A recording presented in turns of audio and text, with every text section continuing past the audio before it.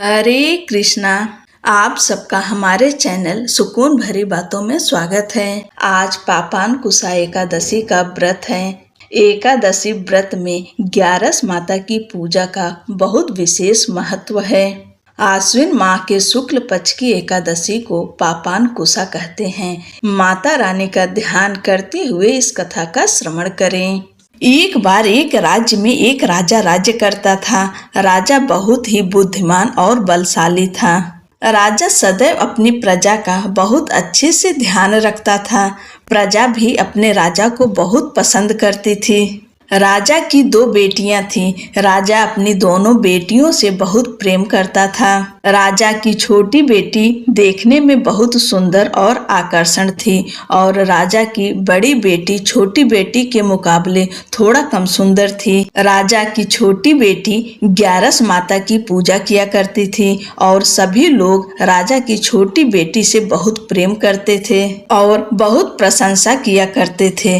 राजा भी अपनी छोटी बेटी को बड़ी बेटी से अधिक प्रेम करता था, जिस कारण राजा की बड़ी बेटी को अपनी छोटी बहन से बहुत नफरत होने लगी थी। राजा की दोनों बेटियां जब बड़ी हो गईं, तब एक पड़ोस राज्य में रहने वाला राजकुमार राजा की बड़ी बेटी के लिए रिश्ता लेकर आया।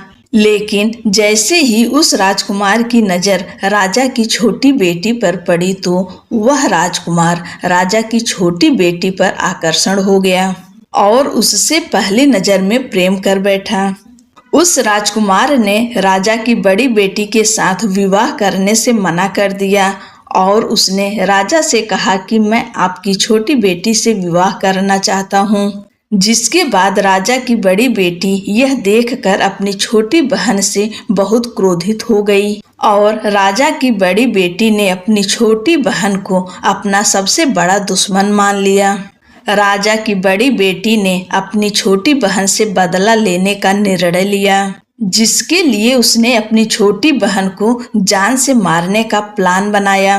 राजा की बड़ी बेटी ने अपनी छोटी बहन को मारने के लिए सबसे पहले एक लड्डू में जहर मिलाकर अपनी छोटी बहन को दे दिया और उसको लड्डू खाने के लिए कहा। लेकिन लड्डू खाने के बाद भी छोटी बहन को कुछ नहीं हुआ। बड़ी बहन यह देखकर बहुत आश्चर्यचकित हो गई, लेकिन बड़ी बहन ने हार नहीं मानी और उसने जब रात में छोटी बहन अपने कमरे में सो रही थी, तब एक मटके में सांप रखकर उसे कमरे में छोड़ दिया। लेकिन सांप भी छोटी बहन का कुछ नहीं कर पाया। जिसके बाद बड़ी बहन ने अपनी छोटी बहन से कहा कि चलो हम लोग कुएं से पानी भरकर लाते हैं। जिसके लिए वह अपनी छोटी बहन को पानी भरने के बहाने कुएं के पास ले गई और उसने अपनी छोटी बहन को कुएं में धक्का दे दिया। लेकिन छोटी बहन को तब भी कुछ नहीं हुआ, क्योंकि हर बार 11 माता उसकी रक्षा कर रही थीं। और उधर बड़ी बहन अपने सारे प्रयासों के बाद असफल हो रही थी, जिससे वह बहुत क्रोधित होती जा रही थी। फिर उसने अपनी छोटी बहन के पास जाकर उससे खुद ही पूछा कि मेरी छोटी बहन, तुमको पता है भगवान ने सबकी मृत्यु एक निश्चित समय पर लिखी हुई है और कैसे तुम्हारी मृत्यु होगी, क्या यह तुम जानती हो? तब छोटी बहन ने अपनी बड़ी बहन को बताया कि हाँ, मैं जानती हूँ मेरी मृत्यु कैसे होगी। छोटी बहन से यह सुनकर बड़ी बहन मन ही मन बहुत प्रसन्न होने लगी और उसने अपनी छोटी बहन से कहा कि तो मुझे अपनी मृत्यु का राज बताओ। छोटी बहन ने अपनी बड़ी बहन से कहा कि मेरी मृत्यु तो एक तोते में है। जो तोते के गले में एक हार है, उससे मेरी मृत्यु होगी। जब तक कोई भी व्यक्ति तोते को मार कर वह हार अपने गले में पहनेगा, तो मैं मूर्छित हो जाऊंगी और जैसे ही उस हार को अपने गले से उतारेगा, तो मैं वापस से जीवित हो जाऊंगी। अपनी छोटी बहन की मृत्यु का राज जानकर बड़ी बहन बहुत खुश हो गई और उसने अपनी छोटी बहन को मारने के लिए उसके पालतू तोते को ढूंढना शुरू कर दिया और छोटी बहन को इस बात का आभास हो गया था कि कोई उसकी जान लेना चाहता है, जिसके लिए वह अपने पिताजी के पास गई और उसने अपने पिताजी से कहा कि पिताजी, मेरी मृत्यु के बाद आप मुझे जलाइएगा मत, बल्कि आप मुझे अपनी पुरानी वाली हवेली में एक पलंग में लिटाकर छोड़ दीजिएगा। अपनी छोटी लड़की की यह बात सुनकर राजा बहुत आश्चर्यचकित हो गए। राजा ने अपनी छोटी बेटी से पूछा, बेटी, तुम ये क्या कह रही हो? तब राजा की छोटी बेटी ने बताया, पिताजी, समय किसी के लिए नहीं रुका है, कब क्या हो जाए किसी को कुछ पता नहीं है। और फिर राजा ने अपनी छोटी बेटी से कहा कि तुम ऐसी बातें क्यों कर रही हो? 2-3 दिन में तो तुम्हारा विवाह है। लेकिन छोटी बेटी ने अपने पिताजी को ऐसा करने पर मजबूर कर दिया और उनसे वचन ले लिया। राजा ने भी अपनी छोटी बेटी की बात स्वीकार कर ली और 2-3 दिनों के बाद जब शादी का समय आया तब राजकुमार बारात लेकर राजा के घर आया और राजकुमार और राजा की छोटी बेटी का विवाह शुरू हो गया। जैसे ही राजा की छोटी बेटी राजकुमार के साथ फेरे लेना शुरू करती है तो उसकी बड़ी बहन अपनी छोटी बहन के कमरे में जाकर उसके तोते को पकड़ लेती है और उसको जान से मार देती है। तोते के गले में जो हार था उसको अपने गले में धारण कर लेती है। जैसे ही बड़ी बहन उस हार को अपने गले में धारण करती है तो उधर छोटी बहन 3.5 ही फेरे ले पाती है और वहीं पर बेहोश होकर गिर जाती है। जिसके बाद राजा ने बड़े बड़े दर्द हकीमों को बुलवाया और अपनी छोटी बेटी का इलाज करने के लिए कहा। राजा की बात सुनकर वैद्य ने छोटी बेटी को जब चेक किया तो राजा को बताया कि आपकी छोटी बेटी ना तो जीवित है और ना ही मरी हुई है। यह मैं ऐसा पहली बार देख रहा हूँ। राजा ने वैद्य और हकीम को यह बात बाहर बताने से मना कर दिया और उनको कहा कि अगर तुमने यह बात किसी को बाहर बताई तो हम तुम्हें फांसी दे देंगे। राजा ने अपनी छोटी बेटी को पुराने महल में ले जाकर एक पलंग पर लिटा दिया और वहां पर कुछ सैनिक को तैनात कर दिया। वापस अपने महल पर आ गया। राजा की बड़ी बेटी अपने पिताजी के पास आई और कहने लगी, पिताजी, अगर यह शादी संपन्न नहीं हुई तो आपकी इज्जत का क्या होगा? आप कहें तो मैं आपकी इज्जत बचाने के लिए राजकुमार से शादी करने के लिए तैयार हूँ। जिसके बाद राजा ने बड़ी बेटी को छोटी बेटी के कपड़े पहनाकर मंडप पर भेज दिया। लेकिन राजकुमार यह जान गया कि यह राजा की छोटी बेटी नहीं है बल्कि यह राजा की बड़ी बेटी है। लेकिन जब राजकुमार ने शादी करने से मना किया तो सभी लोगों ने राजकुमार को विवश करके राजा की बड़ी बेटी से बचे हुए फेरों को संपन्न करा दिया और विवाह करवा दिया। जिसके बाद राजकुमार राजा की बड़ी बेटी को अपने महल ले गया।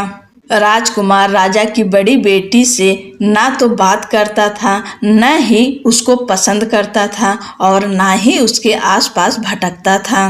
और राजकुमार ने यह फैसला लिया था कि वह अपनी प्रेमिका को ढूंढ कर रहेगा और यह जानकर रहेगा कि उसके साथ क्या हुआ है। एक दिन राजकुमार अपने घोड़े पर सवार होकर राजा के पुराने महल के पास पहुंच गया, जहां पर उसने कुछ सैनिकों को देखा। महल के पास पहुंचकर राजकुमार ने जब महल को ध्यान से देखा तो वह समझ गया कि यह तो हमारे ससुर जी का महल है। तब राजकुमार ने सैनिकों से पूछा, तुम लोग यहाँ क्या कर रहे हो और इस महल के अंदर उस पलंग पे कौन लेटा है? जिसके बाद सैनिकों ने बताया कि यहाँ पर राजा की छोटी बेटी लेटी है।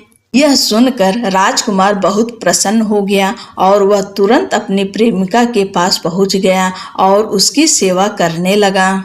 जैसे ही रात हुई तो राजा की छोटी बेटी उठकर खड़ी हो गई। राजकुमार यह देखकर बहुत खुश हो गया और उसने अपनी प्रेमिका से पूछा कि तुम यहाँ क्या कर रही हो? तुम मेरे साथ मेरे घर चलो। राजा की छोटी बेटी ने राजकुमार को सारी बातें बता दी कि मेरी जान एक तोते में बसी थी और मैंने यह बात सिर्फ अपनी बड़ी बहन को बताया था और मुझे पता है कि उसने ही मुझे मारने का प्रयास किया है। उसके पास एक हार है जिसको वह सुबह पहन लेती है और रात को उतार देती है। जब तक वह हार को पहने रहती है तब तक मैं मूर्छित रहती हूँ और जैसे ही वह हार को उतार देती है तो मैं जीवित हो जाती हूँ। और जब तक मेरी बड़ी बहन के पास वह हार है तब तक मैं ऐसे ही जीवित और मूर्छित होती रहूँगी। अगर मेरी बड़ी बहन के पास जो हार है वह मेरे हाथ में लग जाए तो मैं हमेशा के लिए जीवित हो जाऊंगी। राजकुमार यह बात सुनकर राजा की छोटी बेटी के पास रहने का निर्णय ले लिया और उसने अपने बचे हुए सारे फेरे उस पलंग पे लेटी राजा की छोटी बेटी के साथ ले लिए और अपना विवाह पूर्ण कर लिया और वहीं पर ही रहने लगा। देखते ही देखते कुछ समय में राजा की छोटी बेटी और राजकुमार की पत्नी पेट से हो गई। एक दिन राजकुमार को किसी काम से बाहर जाना पड़ा। तब छोटी बहन के पेट में बहुत तेज दर्द होने लगा, जिसके बाद उसने 11 माता का आवाहन किया, जिसके बाद वहां पर 11 माता प्रकट हुई और उन्होंने अपने भक्तों के दर्द को दूर किया और एक पुत्र की प्राप्ति करवाई। और वहीं पर अचानक से राजकुमार भी आ गया। राजकुमार ने 11 माता को देखा तो वह आश्चर्यचकित हो गया और उसने तुरंत माता को प्रणाम किया और 11 माता ने राजकुमार से कहा कि जब तुम्हारा पुत्र 5 वर्ष का हो जाए तो तुम अपनी पत्नी का हार लाकर इसके गले में डाल देना। और देखते ही देखते राजकुमार और राजा की छोटी बेटी का पुत्र 5 वर्ष का हो गया। तो राजकुमार अपने बेटे से कहता है कि बेटा, मैं कुछ काम से बाहर जा रहा हूँ, तुम अपनी माता का ध्यान रखना, और वहाँ से चला जाता है।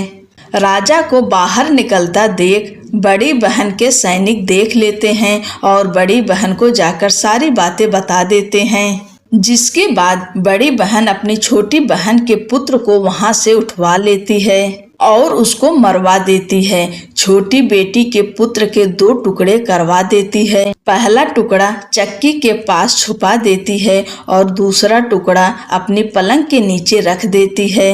अब 11 माता भिखारी का रूप लेकर आती हैं। एक भिखारी का रूप रखकर बड़ी बहन के पास चली जाती हैं, जिसके बाद वहां पर भिक्षा मांगने लगती हैं। बड़ी बहन अपने नौकरों से कहती है कि जाकर भिक्षा दे दो, लेकिन जैसे ही नौकर 11 माता को भिक्षा देने के लिए आते हैं तो माता उन्हें मना कर देती हैं और कहती हैं कि तुम्हारी महारानी से ही भिक्षा लूंगी। जिसके बाद बड़ी बहन स्वयं ही भिक्षा देने के लिए माता के पास आती है। तब माता एक बिल्ली का रूप लेकर उसके कमरे में चली जाती हैं और वहां छोटी बेटी के पुत्र को 2 टुकड़ों को आपस में जोड़ देती हैं और उसे जीवित कर देती हैं, उसे वहां से ले जाती हैं। राजकुमार अपने बेटे को लेकर अपनी पत्नी के पास जाता है और उसे कहता है कि तुम इसका ध्यान रखना।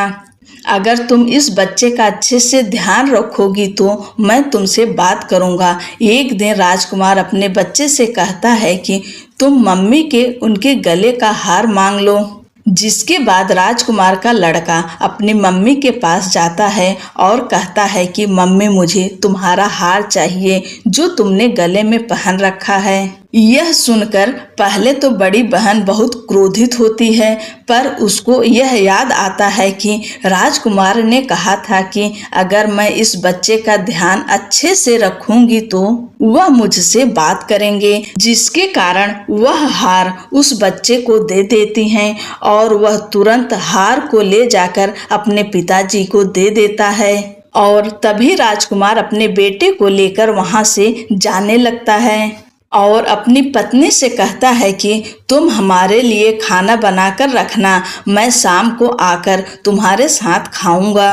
और वह अपने बेटे को लेकर वहां से चला जाता है। जिसके बाद वह राजा के पास जाता है और उनको सारी बातें बता देता है। राजा अपनी बड़ी बेटी की यह करतूत सुनकर बहुत क्रोधित होते हैं और अपनी परवरिश पर ही दोष देने लगते हैं और राजकुमार को अपनी छोटी बेटी के साथ रहने के लिए आदेश देते हैं। बोलो एकादशी माता की जय।